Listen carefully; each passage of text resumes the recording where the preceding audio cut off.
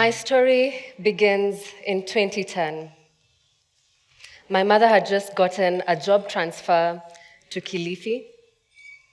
Usually, my dad, being the military man, was one who was always away. He'd just taken early retirement and was home a lot now. Roles had been reversed here, and it was different. Let me tell you a bit about my dad. One of the earliest core memories I have with him are Saturday mornings as a child. This was our time to bond over breakfast. And on this particular day, I must have been about 4 or 5, he decided he'd teach me how to eat eggs using a fork and knife. And I struggled, but he wouldn't let me give up. And eventually, I don't know how, but I managed. I finished. He pulled me to himself, looked me straight in the eyes, hugged me, and said to me, "You have the most beautiful big eyes." I was a daddy's girl. I loved to watch him at work. I loved to see the respect he commanded from his colleagues. I loved seeing him in uniform. I would see a hero when I look at him. He would love music. You'd always find him whistling along to Lingala. That was his favorite genre, by the way. Now you understand where my name Sherie came from. And he'd pull my mom and they'd start dancing, and my siblings and I would eagerly be waiting for our turn. That was the kind of person my dad was. He was a joy to be around.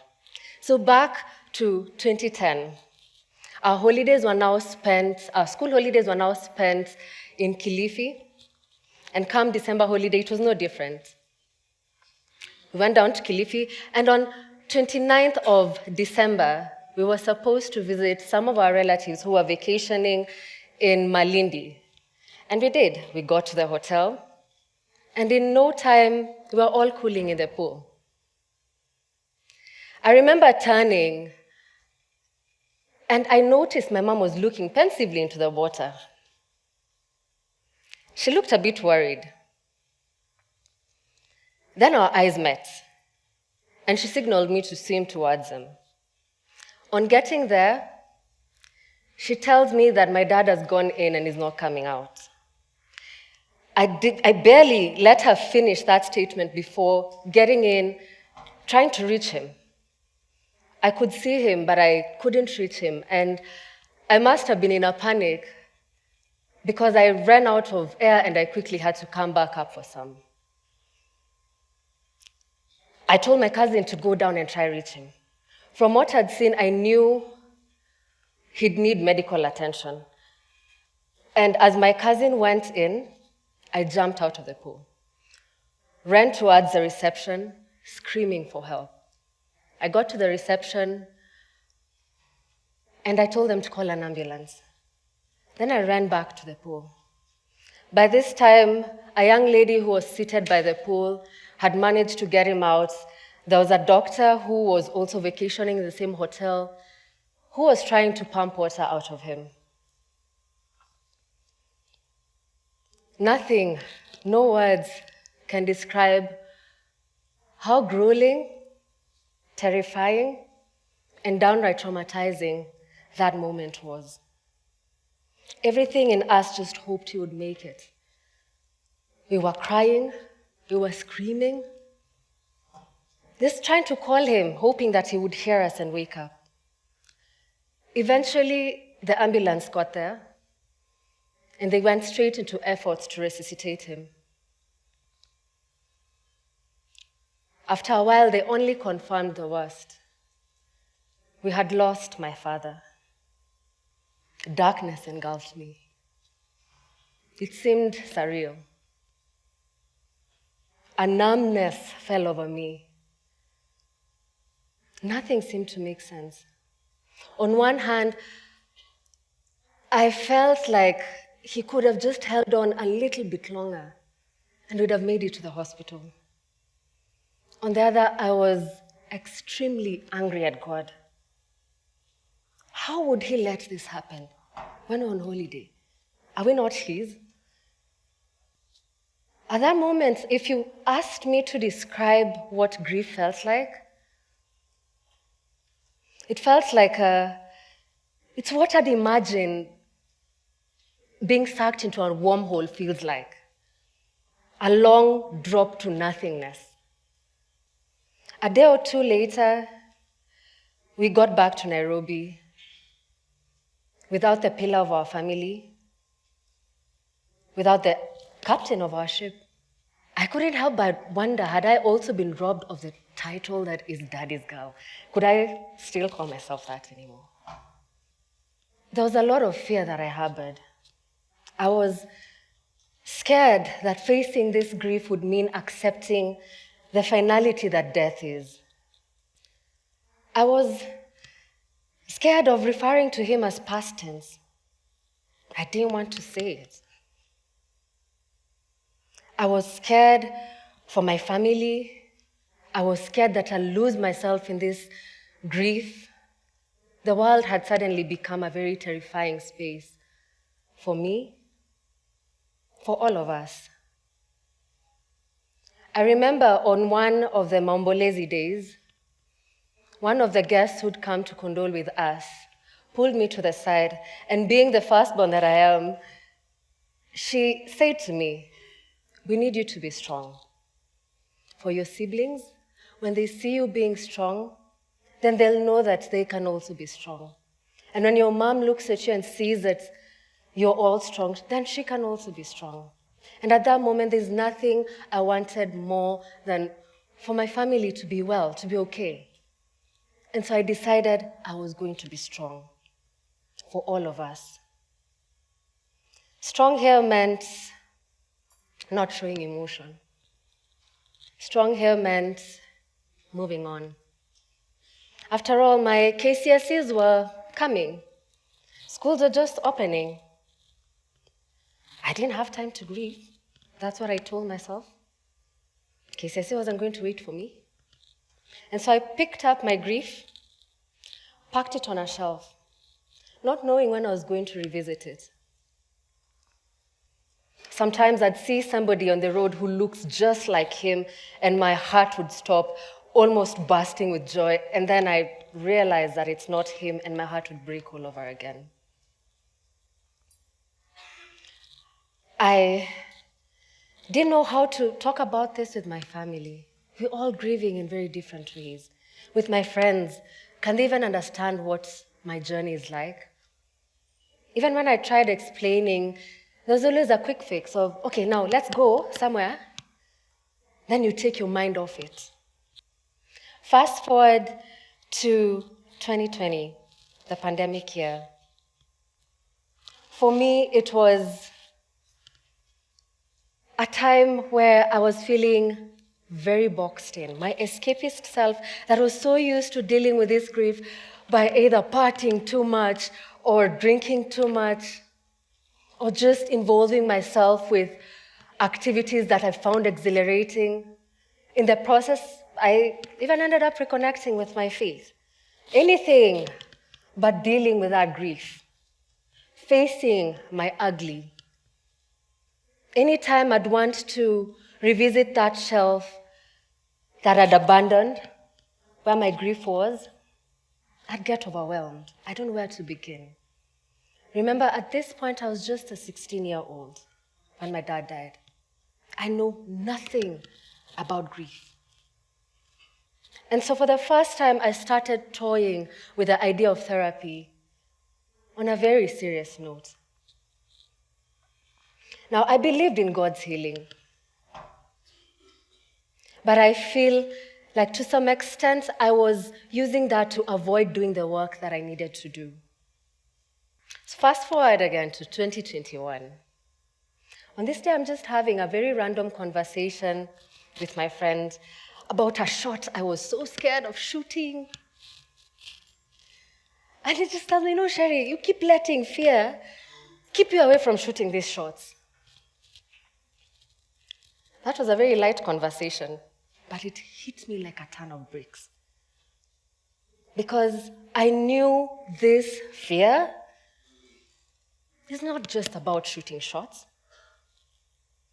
It ran deep. It ran into a place that I never wanted to face. And in that moment, I just felt like that was a big sign. The big stop sign was waiting to hit me. And so I picked up the phone, dialed one of the numbers I'd collected for therapists, and I booked myself a session. I felt so determined in that moment to find the right therapist, and I said, if this doesn't work out, I'll again try another contact that I have. At that moment, I remember feeling so proud of myself. I'd done something that had taken me so long to do. I was proud of myself, but then I was also really terrified.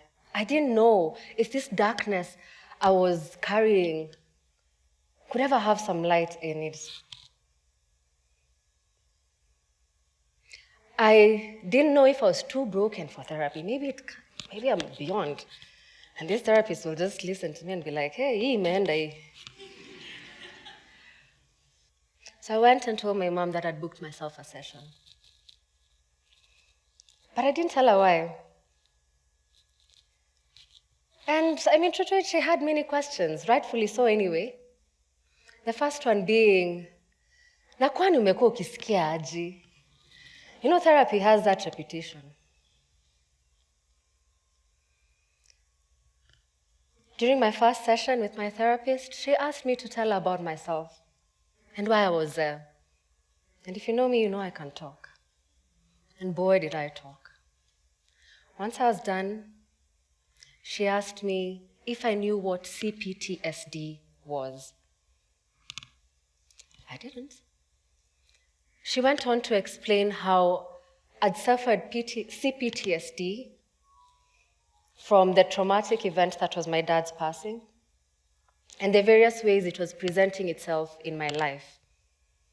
And together with a bunch of other things that she wanted us to work on.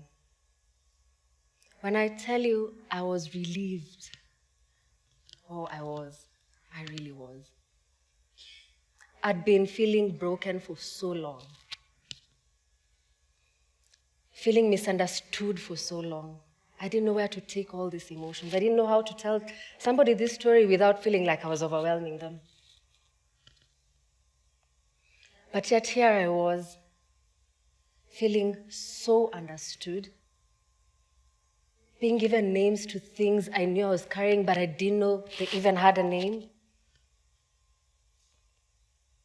Being told that things can get better for me. Being told that this mountain of ugly that I've been so scared to face can be tackled, and that I can make it out sane. It was a mixture of emotion. I cried. I was floored. She told me we can do it and we will do it. And true to it, that became one of the most life-changing experiences in my life. Finally, this ugly was getting some good. Now, don't get me wrong, it was not an easy journey. This good also had its ugly. Revisiting those experiences, revisiting those emotions, mourning again, that's not easy. It was difficult. But for a year and some, I showed up for myself and I did the work. Therapy taught me to unlearn the idea of strength that I'd carried for so long. I found that strength isn't in being broken. There's strength in feeling your feelings. There's strength in acknowledging that you're hurt, that you're in pain. I learned to be a bit more patient with myself. I was not going to rush my healing anymore. It had been 11 years, and I always kept wondering, why it's not getting easier? Isn't it supposed to get better by now? My healing is going to take the time it will take. I learned to acknowledge and accept the changes that come with grief. When you feel grief on a physical level, it changes your mind, it changes how you see life. You're not the same person you were before you stepped into this experience. I was done being in denial and trying to paint a life that wasn't mine anymore. I was going to accept the changes that came with this thing. I learned how to redefine joy and happiness. It's not the same as it was before, but doesn't mean that grief cannot exist where happiness and joy is. It doesn't mean hurt and healing are mutually exclusive. No, these things can coexist. You might be listening to my story and resonating with parts of it. You might be in this grief journey, be it a week, weeks, months, years, and you're wondering why the pain is not ending. This journey, by the way, is one of those journeys that don't come to an end. And on that night, the whole day I'd been walking around with a heavy chest, but I think I was too busy to recognize what was going on. And so when I went into bed, I was just scrolling on my phone, checking social media right before I fell asleep. And I came across this page that was just sharing Lingala from different countries, and I stumbled on this one from Mali. I can't remember the name, but my dad used to love it. I listened to only 4 seconds of that song before I broke down. I haven't broken down like that in a while. I was even shocked that I had all this cry in me. But instead of rushing myself through that moment and being like, it's okay. No, you're good. He wouldn't even want to see you crying like this. I sat in those feelings. I held myself. And I cried until I had no more tears in me. I acknowledged the hurt that I was feeling, being reminded of that incident. I acknowledged that I was really missing him through hearing this song. And that is what this healing journey looks like. That is what this therapy has helped me do.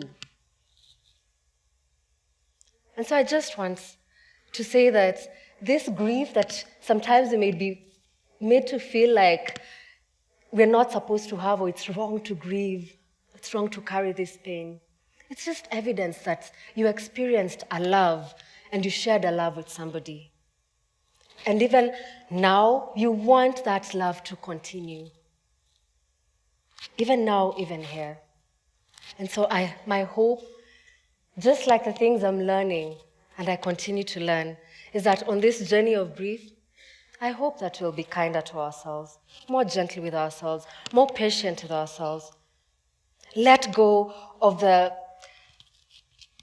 unsolicited advice, the unrealistic expectation that society or people around you will give you, and just own your journey. There's no wrong way to grieve.